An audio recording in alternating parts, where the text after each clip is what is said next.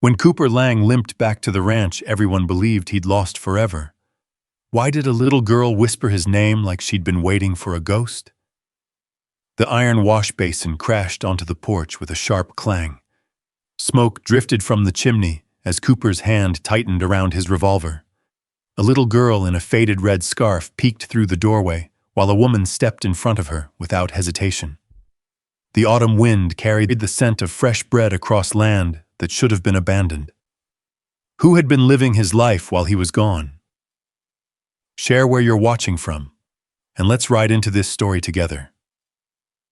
The last ridge above Cottonwood Valley looked smaller than Cooper Lang remembered. Maybe the mountain had not changed. Maybe he had. His horse climbed the final stretch with slow, uneven steps, breathing clouds into the cooling October air. Cooper loosened the reins and let the old gelding choose the safest footing across loose stones. Every jolt sent pain through his left leg, where the bone had healed crooked after the killing winter cattle drive. 2 years and 3 months had passed since he rode north, believing he would return before the first spring calves arrived. Instead, winter had swallowed the trail. The valley opened below him just as the sun settled behind distant blue ridges. For a long moment, he simply stared. Cottonwood Creek still curved through yellow grass like a strip of polished silver.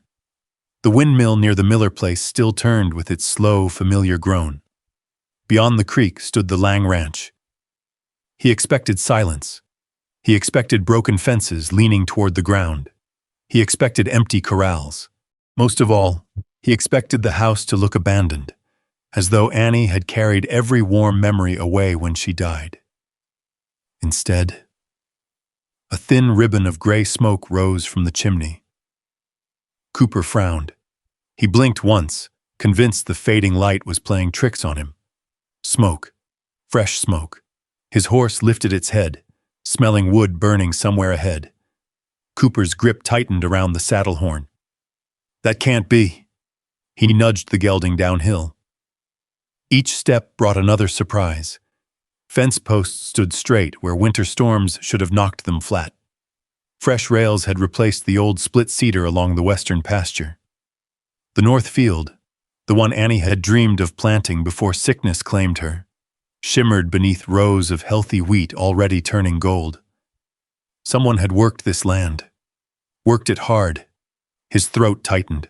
Cedar Springs Bank should have taken everything months ago. They had been behind on payments before he ever left. After word spread that his cattle outfit had disappeared in the mountains, the bank would have wasted little time claiming the property. That was the bargain he had accepted. Ride north, earn enough money to save the ranch, or lose it trying. He almost laughed. He had managed both. The closer he rode, the clearer the sounds became. A steady thump, steel striking wood, someone splitting firewood behind the barn. Then came the low bawl of cattle, healthy cattle, not starving animals waiting for auction. Cooper slipped one hand beneath his coat and rested it on the worn grip of his revolver. Not because he wanted trouble, because he no longer knew whose yard he was entering. The gate stood open. Fresh wagon tracks crossed the packed dirt. Children's footprints mixed with larger boot prints around the porch. Children. His eyes stopped on a splash of faded red fluttering beside the front steps. A small scarf, too small for an adult. It danced in the evening breeze like a flag, announcing a life that did not belong to his memories. He dismounted carefully. The moment both boots touched the ground, pain shot through his damaged leg. He caught himself against the saddle before he fell. The limp was worse after long rides. It always would be. He led the horse toward the porch. Halfway across the yard, the chopping stopped. Silence settled over the ranch. A few seconds later, the front door opened. A woman stepped outside carrying a wash basin against her hip. She was taller than Cooper expected, dressed in a plain brown work dress beneath a heavy wool shawl. Her sleeves were rolled above strong wrists marked by honest labor. Dark curls escaped beneath her bonnet after what had clearly been a long day's work. She looked at him without fear, only caution. Then a little girl peeked around the edge of the doorway. 8 years old, perhaps. She hugged the doorframe with both hands. Wide, curious eyes watched the stranger standing beside the hitching rail. The woman shifted naturally until she stood between the little girl and Cooper. Not dramatically, simply the way mothers did. Cooper stopped walking. "This is Lang Land." His voice sounded rough after too many months speaking only to horses and lonely campfires. The woman studied him for another long second. "It hasn't been abandoned for 18 months. There was no challenge in her tone, only certainty. Cooper glanced toward the barn. "Who gave you permission to be here?" Before she answered, the little girl whispered softly behind her, "Mama." The woman reached backward without looking and found the child's hand. Her eyes never left Cooper. "Who are you?" He straightened despite the ache in his leg. "My name is Cooper Lang." The wash basin slipped from her fingers. It struck the porch with a hollow clang before rolling across the boards. Water splashed over the steps. For one heartbeat, no one moved. The color drained from the woman's face. Her fingers gripped the porch rail so tightly, her knuckles turned pale. She barely managed to whisper. "Cooper Lang." She swallowed. Cooper Lang died during the killing winter. The little girl looked from her mother back to Cooper. Slowly, carefully, almost reverently. "I know that name," she said. "My mama says it when she prays." The words landed harder than any bullet. Cooper stared at them both. "I rode away from this ranch alive." The woman shook her head once. "No." Her voice trembled now. "Cottonwood buried you 2 winters ago." Neither of them noticed the sun disappearing beyond the hills. Neither noticed the cold settling over the yard. Only the wind moved, stirring the little red scarf beside the porch. Finally, Cooper spoke again. "If I'm dead." His eyes drifted toward the glowing windows of the house Annie had once filled with laughter. "Then somebody better explain why you're living in my home." The woman lowered her eyes for the first time. "My name is Maud Calvert." She gently drew the little girl closer. "This is my daughter, Ruth." Then she looked back at him. The truth can't be told standing out here. For several seconds, Cooper did not move. The evening wind slipped through the cottonwoods behind the house, carrying the scent of wood smoke and fresh bread. It was a smell he had not expected to find waiting for him. Annie used to bake on Fridays. She always said a warm loaf made any hard week easier to forgive. His eyes drifted toward the open doorway. The little girl still stood beside Maud, watching him with the careful curiosity children reserved for strangers who might stay. Finally, Cooper nodded once. "I'll hear you." Maud stepped aside. "You should bring your horse into the barn first." The words sounded natural, almost as though she had spoken them every evening for years. Cooper hesitated before leading the gelding toward the stable. Inside, he stopped again. Every stall had been cleaned. Fresh hay filled the loft. Harnesses hung neatly on pegs he had built with his own hands. Even Annie's old feed buckets had been scrubbed until the tin caught the fading light. Someone had cared for this place, not merely occupied it. He removed the saddle slowly, his injured leg trembling beneath him. Before he finished, a quiet voice spoke from the doorway. "I'll fetch water." It was the little girl. She lifted a wooden bucket with both hands before disappearing toward the pump. Cooper watched her go. Children who feared a place rarely volunteered to care for its animals. When he finally entered the house, the warmth almost stopped him in his tracks. The fire crackled softly inside the stone hearth. A black kettle steamed above glowing coals. The kitchen table had been scrubbed until the grain of the oak shone beneath the lamplight. Nothing felt unfamiliar. Yet everything did. His eyes found Annie's blue enamel coffee pot beside the stove. The tiny chip near its handle was still there. Next to it rested a folded dish towel that certainly had not belonged to Annie. Beside the window sat a small slate covered with careful arithmetic. A sewing basket rested near the rocking chair. Life had settled inside this house without asking permission. Maud carried a heavy pot from the stove and placed it in the middle of the table. One stew. She looked almost embarrassed. It isn't much, Cooper answered quietly. It smells better than anything I've eaten in months. Neither smiled. Ruth climbed into a chair, then stopped. She looked toward the empty place at the end of the table. Without a word, she lifted the chair and carried it against the wall. Cooper frowned. Why'd you move it? The girl glanced toward her mother before answering. Mama said nobody sits there. His chest tightened. That had been Annie's chair. Maud quietly served 3 bowls. She never touched the 4th place setting that remained inside the cupboard. Cooper noticed. He noticed everything. He remained standing while Maud and Ruth sat. You don't trust the food, Maud said gently. I don't know what I trust. She accepted the answer without offense. Instead, she disappeared into their bedroom and returned carrying 2 worn ledgers wrapped in faded cloth. She laid them beside his bowl. The first belongs to your ranch. The second was smaller, older. Its leather corners had nearly worn through. Cooper opened the larger ledger. Every page carried neat handwriting: fence repairs, roof shingles, seed purchases, feed costs, veterinary medicine, calves born, taxes paid, dates stretched back 18 months. He turned another page. Interest payment to Cedar Springs Bank. Another. Replacement wagon wheel. Another. 3 sacks of winter flour. Every dollar had been recorded. Every signature carefully copied. You kept all this? I had to. Why? So no one could say I took something that wasn't mine. Cooper looked up. Duh! You still haven't answered the real question.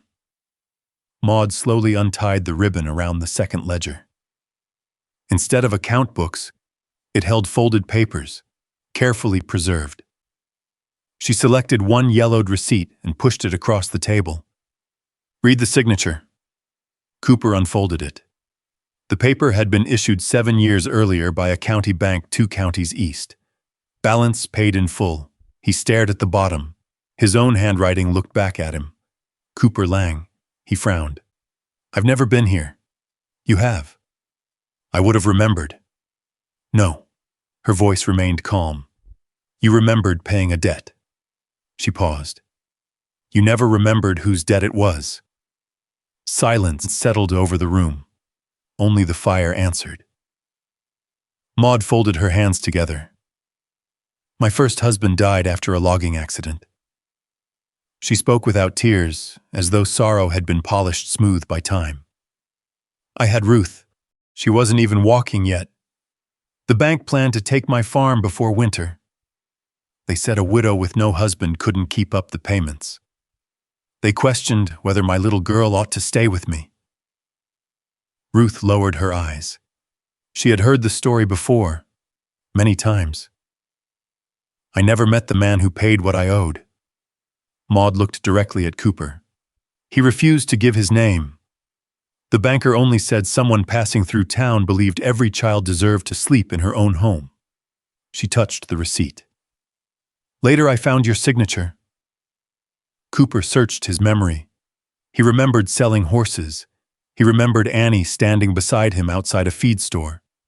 He remembered saying someone needed the money more than they did. Nothing else. It was one afternoon, he whispered. Maud nodded. For you. She looked toward Ruth. For us. It became the rest of our lives. Cooper lowered his eyes to the receipt again. The lamp flame bent slightly whenever wind pressed against the window. Outside, his horse shifted in the barn. A loose halter ring tapped against a post with a patient little sound. He remembered that afternoon now. Not Maud. Not Ruth. Only rain on a muddy street. Annie beside him beneath the awning. And a banker speaking too loudly about a widow who would lose her farm by week's end. They had been saving for lumber. Annie had wanted a larger barn before winter. Cooper had hesitated. Annie had not. A barn can wait, she had told him. He had paid the balance and left before the widow arrived. That was all, or so he had believed. "Why didn't you write?" he asked. "I did." Maud rose and crossed to a narrow cupboard beside the stove. She brought back 3 envelopes, each returned with faded markings. "No forwarding address, ranch vacant, owner believed deceased." "The first letter came back after you left on the drive," she said. "The next 2 came back after folks decided you weren't coming home." Cooper ran a thumb across one broken seal. "And then you came here. 18 months ago, with a child and 2 trunks, and $23. Ruth lifted her chin. $23.50. Maud gave hers a brief look. "Yes, 50 cents. It was the first soft thing to pass between them that evening. Cooper almost smiled, but the feeling died before reaching his mouth. "What happened to your farm?" "Drought." Maud sat again. "Then sickness took our team. My second husband borrowed against the land to keep seed in the ground. He died after a wagon overturned on the county road." Her voice did not change, though Ruth's fingers tightened around her spoon. "We sold what was left. I took sewing in Rockford, then kitchen work near the rail camp. When I heard Lang Ranch was being posted for sale, I remembered your name. You thought I was dead. Everybody did. So you spent what little you had saving a dead man's property." "I spent it answering a debt." Cooper's jaw hardened. "That wasn't a debt. It was to me. You don't owe a man your life because he signed one receipt." "No." Maud met his eyes. "But I owed the world one decent act before it made me too tired to remember decency." The words settled between them. Ruth quietly tore a piece of bread in half and placed one portion beside Cooper's untouched bowl. He sat at last. The stew had cooled, but he ate it anyway. After supper, Maud showed him the rest of the house. His bedroom door opened with a small groan. Dust did not lie thick on the furniture. His shirts remained folded inside the chest. Annie's quilt covered the bed, its blue squares faded by years of sunlight. On the dresser stood their wedding photograph. Cooper picked it up. Annie's expression was serious because the photographer had told her not to move. But he remembered how she had laughed the moment the plate was finished. Maud remained in the doorway. "I never slept in here." "Why not?" "It wasn't mine." He looked at her then. There was no pride in the answer, no effort to impress him, only a boundary she had kept when no one was watching. Before dawn, Maud woke him with coffee. The sky was pale over the north field when she led him beyond the wheat and up the low hill. Cooper knew where they were going before he saw the stone. His limp worsened on the slope, but he refused Maud's offered arm. Then the cottonwoods parted. Annie's grave stood beneath them. The grass had been cut close. The marker was clean. Autumn flowers rested in a glass jar, and the young trees Annie planted years earlier had been trimmed away from the stone. Cooper stopped breathing for a moment. A loose flower rolled in the wind. Ruth hurried forward, picked it up, and placed it back with both hands. "Reverend Pike showed me the grave," Maud said softly. "I figured saving the ranch meant saving all of it." Cooper sank to one knee. The bad leg folded awkwardly beneath him, but he did not care. He touched Annie's name. The years in the mountains came apart inside him then. The snow, the hunger, the fever. Every night he had pictured this hill swallowed by weeds. Someone had come. Someone had remembered for him. His shoulders shook once, then again. Maud drew Ruth farther down the hill, giving him the distance to grieve without witness. That kindness hurt almost as much as the grave. By afternoon, 2 trunks stood near the front door. Maud folded Ruth's dresses into one and her own work clothes into the other. Cooper watched from the kitchen. "What are you doing?" "You came home." "That doesn't answer me." It does. She fastened the leather strap. The ranch has its owner again. We'll leave at first light. Ruth said nothing. Later, after the lamps were lowered, Cooper stepped onto the porch and saw something beneath the boards. He bent slowly and reached into the shadow. A small wooden horse rested in his hand. One side had been sanded smooth. The other still carried the rough grain of an old fence post. Behind him, Ruth stood in the doorway. "You forgot this," Cooper said. She looked at the horse, then at the dark fields. "No, sir." Her voice was very small. "I left it where it belongs." Cooper looked down at the wooden horse in his palm. The carving was crude. One leg was shorter than the others, and the mane had been scratched in with the point of a nail. Still, somebody had worked on it for hours. He closed his fingers around it. At first light, wagon wheels creaked in the yard. Cooper stepped outside without his coat fully buttoned. Frost silvered the fence rails. Maud stood beside the wagon, pulling a rope tight over the two trunks. Ruth sat on the seat with her red scarf wrapped around her neck. "You can't leave yet," Cooper said. Maud kept working. "We can reach Cottonwood by noon." "I didn't ask how far." She turned then. "What are you asking?" The question held no softness. Cooper understood why. He rested one hand against the porch post to ease the weight on his bad leg. "I need someone who knows this ranch. You own it. That doesn't mean I can run it." Maud's eyes dropped briefly toward his stiff knee, then returned to his face. Cooper went on. "I have no wages from the drive, no money for hired hands. I can't ride half a day without this leg swelling inside my boot." The wagon horse stamped in the cold. "I want you to stay as ranch manager." Maud gave a quiet, humorless breath. "Wanting isn't an agreement. I'll pay wages." "With what?" "A share of the cattle and the wheat." "Until you change your mind?" Cooper looked at Ruth, then back at Maud. "I'll put it in writing." That made her pause. By afternoon, the three of them were riding in the wagon toward Cottonwood. The road followed the creek through bare cottonwoods and low fields already hardened by frost. Nathan Cole kept a narrow office above the mercantile. He was a lean man with ink on his cuffs and a habit of reading every line twice before speaking. He listened without interruption. Then he drafted the terms. Maud would receive regular wages when funds allowed, and a fixed share from cattle and crops. Her payments to Cedar Springs Bank would be recognized as a financial interest, not dismissed as charity. Ruth could remain in the house for the duration of the agreement. Cooper could not remove Maud without settling the value of her labor and investment. Reverend Samuel Pike signed as witness. Ezra Bell made the second mark. Ezra was an aging ranch hand with a gray beard and shoulders still broad beneath his worn coat. He had helped Maud repair the barn roof the previous spring.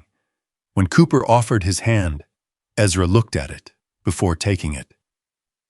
"She's been told to move on enough times," he said. Cooper did not bristle. "I know." "No, sir. You know now." Cooper accepted that too. Winter came hard. Snow buried the north fence and packed against the barn doors. Cooper rebuilt strength slowly, though his leg never stopped aching. Maud kept the feed records, measured grain, patched harness, and took sewing from 3 families in town. Ruth read numbers aloud from the ledger beside the stove. One evening, Cooper found her wooden horse on the table. He repaired the short leg, then carved another horse from a scrap of pine. Maud caught him sanding the second one near the lamp. "So the first won't stand alone," he said. Her expression changed, but only for a moment. During a blizzard, a cow went into labor before midnight. Cooper and Maud spent hours in the barn beneath a smoking lantern, their breath white in the cold. When the calf finally lifted its head, Maud sat back against the stall and closed her eyes. Only then did Cooper notice her hands shaking. He poured coffee from a tin flask and folded her fingers around the cup. "Drink." Their hands touched. Neither pulled away quickly, Ruth named the calf Lucky. After that, the house changed by degrees, not enough for anyone to name it. Maud still knocked before entering Cooper's room when nightmares woke him. Sometimes he called Annie's name before he knew where he was. At supper, Maud still refused to sit in Annie's chair. One evening, Cooper carried a spare chair from the bedroom and placed it beside his own. He said nothing. Maud looked at it for a long time. Then she sat. Spring was still far away when Amos Creed began spreading talk through Cottonwood. He had expected to buy Lang Ranch after foreclosure. The creek crossing along Cooper's eastern boundary would have given him the best water route in the valley. At the feed store, the clerk refused Maud credit. Mr. Creed says the partnership won't hold. Cooper placed cash on the counter. Then Mr. Creed can feed his own cattle. He kept Maud beside him while the sacks were loaded. Days later, they found 2 sections of shared fence cut and cattle wandering across frozen pasture. Cooper rode to Creed's land. Amos stood beside his corral in a black coat, smiling at Cooper's limp. "You came back broken and let a woman take over your place." Cooper's voice remained level. "Her work carries more weight on Lang Ranch than your opinion." The argument reached town before sunset. Maud heard about it from Ezra. That night she confronted Cooper near the woodpile. "You made it louder. Silence would have let him speak for you. You can afford to be loud." The words stopped him. "I have Ruth to think about. When men get angry with you, they may decide to punish me." Cooper followed when she walked into the snow, but he stayed several steps behind. "I was trying to protect you." Maud turned. Protection isn't speaking over someone. He stood there while snow gathered on his shoulders. "Then I did it wrong." Her anger did not vanish, but she heard him. The next morning, a messenger from Cedar Springs Bank arrived with a folded notice. Silas Mercer wanted them in town by noon. Inside the bank, Silas laid out the figures. Because Cooper was alive, Maud's caretaker agreement was void. The remaining mortgage was due within 30 days. If they failed, Amos Creed would purchase the note. Maud's payments would be credited only as rent and maintenance. Cooper pushed back from the desk. "Put half the ranch in her name." Maud looked at him sharply. "No." Silas stopped writing. Cooper stared at her. "You earned it. I won't take land handed over in panic." Her voice was quiet but firm. "We save the ranch first. Then we decide what any of this means." On the ride home, Cooper heard only the distance in those words. That night, long after Ruth had gone to sleep, he woke to the smell of smoke. He reached the window. Beyond the glass, flames were moving across the north field. For one stunned second, Cooper saw only color, orange folding through black grass. Then the wind struck the house, and sparks rose against the night like a swarm of burning insects. He grabbed his boots. "Maud!" She was already in the hallway, tying her hair back with one hand and pulling on her coat with the other. Ruth appeared behind her, pale and barefoot. Cooper seized the iron triangle hanging beside the porch and struck it hard. The alarm rang across the valley. Once, twice, again. Maud knelt in front of Ruth. "Root cellar. Take the blankets and the water crock. Stay there until I come for you." "What about Lucky?" "Now, Ruth." The child ran. Outside, the fire had crossed half the field. Dry wheat snapped and hissed beneath the flames. The north wind drove smoke toward the barn, carrying embers over the fence. Cooper saddled the nearest horse while Maud dragged barrels from beside the pump. Ezra Bell arrived first in a wagon, Reverend Pike close behind him. Then came neighbors with shovels, wet sacks, axes, and whatever buckets they could carry. Maud pointed toward the hay barn. "We cut a fire break from the creek to the west fence, wide enough that sparks can't cross." 2 men hesitated. One looked toward Cooper. Cooper climbed into the saddle with difficulty. "You heard her." The man shifted his shovel. Cooper's voice sharpened. "Anyone who won't take her orders can leave my land." No one left. The bucket line formed between the pump and the barn. Maud moved through the smoke, sending one group to soak the roof and another to drag hay away from the southern wall. Cooper rode toward the creek to turn the cattle onto bare ground. His left foot slipped twice from the stirrup. Each time he forced it back. The first firebreak failed. Flames jumped it in a gust and raced toward Annie's cottonwoods. Maud saw it happen. "Burn the strip by the house," she shouted. Ezra stared at her. "We'll lose the last clean grass. We lose it now or we lose the house." Cooper heard her from the saddle. "Do it." They set a narrow, controlled burn along the bare edge and beat it low with wet blankets. Smoke rolled thick across the yard. Then Cooper saw a flash of red. Ruth's scarf. It vanished behind the corral. His stomach turned cold. "Ruth!" No answer. From the small pen beside the barn came the frightened bawling of Lucky. Cooper drove his horse through the smoke. Ruth stood at the rail, tugging at the latch with both hands. A burning section of fence leaned above her. Cooper reached down and caught the back of her coat. He lifted her over the saddle just as the rail collapsed. His horse reared. Cooper's bad leg twisted beneath him. He hit the ground hard. A heavy beam dropped across his boot, pinning him near the ankle. Ruth crawled toward him. "Go!" he shouted. She shook her head, crying without sound. Then Maud came through the smoke. A wet blanket covered her shoulders. An axe swung in her right hand.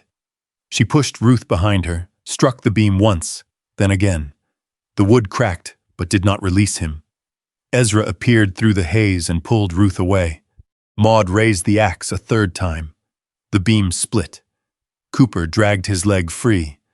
Maud caught him beneath one arm, and together they stumbled toward open ground as the roof of the small enclosure gave way behind them. Lucky broke through a weakened rail and ran after them. By dawn, the fire was out. The barn still stood. So did the house. But the north field lay black beneath a gray sky. Near the cut fence, Ezra found a broken spur and brush that smelled faintly of kerosene. Hoofprints led east toward Creedland. The sheriff examined everything before noon. "It points somewhere," he said, "but not far enough." Amos denied knowing anything. Cooper spent the next 2 days in bed with his leg wrapped from ankle to knee. Ruth sat beside him, holding the repaired wooden horse. "Will we still have to leave in spring?" "No." His answer came quickly. "Not because of me." She looked toward the window. "What if the bank takes it?" Cooper had no answer for that. After Ruth fell asleep in the chair, Maud entered with a fresh bandage and a cup of coffee. Cooper watched her set both on the table. "I followed her because I couldn't bear losing her." Maud's hands paused. "I know. I think of her as, don't." Her voice was gentle but frightened. He reached for her hand. She allowed the touch for only a moment. "Fear can feel like love after a fire," she said. "Then morning comes. This is morning." "Not yet." She looked toward the burned field. "I want this place now. Not because I owe you. Because it became home." Her voice weakened. "And wanting it feels like taking something from Annie." Cooper shook his head. "Annie wouldn't want this house turned into a grave where nobody living could breathe." Maud searched his face. He wanted to say more. He could not. The hesitation was enough. That evening, she began packing again. Nathan Cole returned the following afternoon from the county archive, with dust on his coat and an old file beneath his arm. He laid it open beside Cooper's bed. The original lender had begun proceedings to remove infant Ruth from Maud after the farm seizure. The order was due to be enforced the day after Cooper's payment arrived. Cooper stared at the paper. Nathan placed another note beside it. The handwriting belonged to Annie. "Use the barn money," it read. "A house can wait. That woman and her baby cannot." At sunset, Cooper carried the note to Annie's grave. Maud stood beside him while he read it aloud. Ruth placed both wooden horses at the foot of the stone. For a long while, none of them spoke. Annie was no longer the silence between Cooper and Maud. She had become the reason their lives had crossed at all. Before sunrise, Cooper found Maud's packed trunk beside the door. He folded Annie's note into his coat. "Come to the bank," he said. "Before this day ends, no man in Cottonwood will be able to call you a trespasser again." Some victories are measured in acres, deeds, or money. But the greatest one Cooper Lang ever carried home could never fit inside a ledger. It was the quiet moment when a lonely house became a family again. Annie's kindness reached across years she would never live to see. Maud's faith carried a stranger's promise farther than anyone thought possible, and Ruth finally found a place where she no longer wondered if tomorrow would take everything away. If you can picture yourself standing on that porch as the evening smoke rises from the chimney, you may understand what Cooper finally learned. Sometimes we spend years trying to reclaim what we've lost, only to discover that healing has been waiting patiently for us, wearing a different face than we expected. Love doesn't erase the people we miss. It honors them by giving hope somewhere new to grow. Maybe you've carried an old regret. Maybe someone once offered you a small kindness that quietly changed your life. Or perhaps you've been the person who kept showing up, long after anyone noticed. If so, this story belongs to you. I'd love to hear your thoughts. What moment touched your heart the most, and why? Thank you for spending this journey with us. If stories of enduring love, quiet courage, second chances, and the spirit of the American frontier speak to your heart, I hope you'll join us again. There are many more unforgettable trails ahead, and I'd be honored to share the next one with you.